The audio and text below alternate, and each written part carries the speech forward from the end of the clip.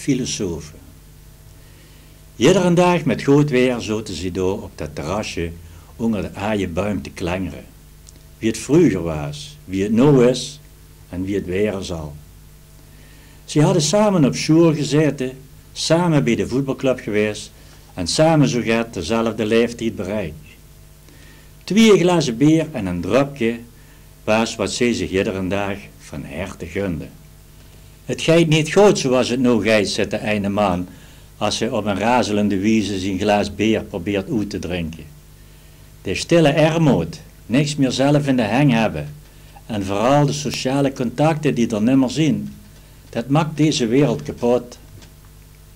Vroeger kosten we de buren nog een tas suiker lenen. Tegenwoordig hebben ze allemaal suikerklontjes en die geven ze zich ook nog gepast mee, dan weten ze precies hoeveel dat ze er terug moeten hebben. Die buren, die kent ze niet. Ja, een jong stel met 2 kinderen die de hele dag liggen te kwaken. En die kinderen hebben van dit speelgoed op batterieën, wat ook al zo'n hoop herrie maakt. Zich uitstrieken in een zangbak mogen die kinderen niet, want dan is de kans dat er deuren merkkleier niet meer goed te zien. Nee, dat zijn van die dingen waar de regering naar moet kijken, in plaats van te proberen ons vacuüm te zuigen. Als ik de baas was, dan gebeurde het gans anders. Het eerste smeed ik alle machines uit het lang, zodat de mensen weer met de hang gingen werken. En de werkeloosheid waren eindelijk keer opgelost. En de wet zelf ook, dat werk met de hang meer opbrengt. Ja, dat kent ze wel allemaal vingen, zegt een ander mannetje. Maar wij hebben het heel wel gehad. We hebben heel gewerkt en we hoeven ons niet meer ergens druk over te maken. Tegen de tijd dat wij denken dat wij gelijk hebben en er nog meer machines zien, weet ze toch niet meer wat die naam is. En ik denk misschien wel dat ik Nostradamus of zo eens ben.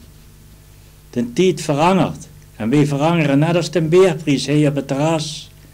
Het bier smaakt hetzelfde, het glas is nog net zo groot, maar vanwege de prijs en natuurlijk de leeftijd drinkt zich het langzamer.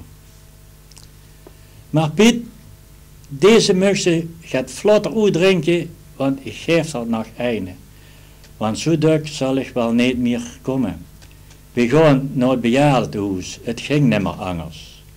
De knieën en de doeven hebben gelijk mijn schoenzoon gegeven, alleen de suikerzakjes en mijn postzegelverzameling haal ik zo lang mogelijk als ik nog zien kan. Zijn kameraad keek me een hele tijd aan, zijn drinkers begon er net zo treurig uit te zien als zijn gezicht en het was net of zelfs de wind ging liggen. Ik wil er ook nog een geven, zei het angermanke, want wij gaan ook naar het bejaardentehuis. Maar ik was aan het praktiseren wie ik dat tegen dich moest vertellen.